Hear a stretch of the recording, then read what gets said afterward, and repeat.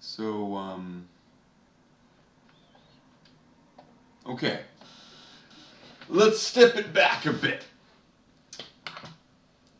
Years ago, they tried to.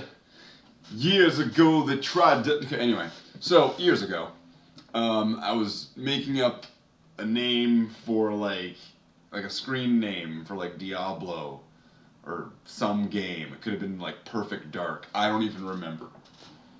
Um, Although I did use it in Dungeons and Dragons, so I don't know. I don't know how I actually came up with it, but I just came up with something that I thought was gibberish. I made it up. I made up the word Slathe. And I was like, it's a name. It's a name. I made it up.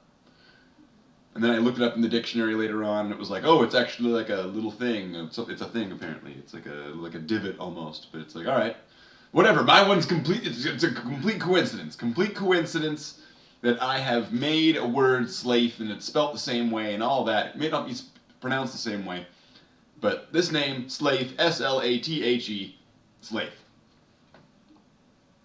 Okay, so where am I going with this? Why am I making a deal about this? So I made up this name, and I used it as like, yeah, Diablo characters. It was like a Perfect Dark profile. It was the Dungeons and Dragons character. And then eventually, inevitably, it was a Warhammer 40,000 Space Marine of the Bloodhounds chapter with 2 pistols, and he's all cool, and he's like Boba Fett. And okay, Boba Fett.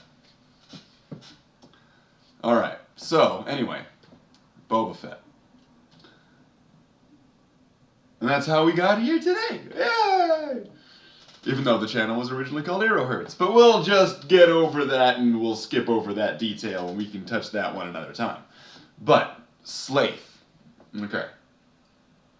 Now, I got into 40K and I had all these kind of hand-me-down magazines. My brother, you know, he played the game and he had all these magazines I got to look at. And there was always this one person in these magazines, Gavin Thorpe with his amazing ponytail. See, clearly not inspirational at all in my life. Not inspirational. He had no effect. So, Gav Thorpe. Okay. And I remember looking at him in these magazines and being like, "Oh, that guy's really cool." Yeah, I'm like 13. Okay. Gav Thorpe.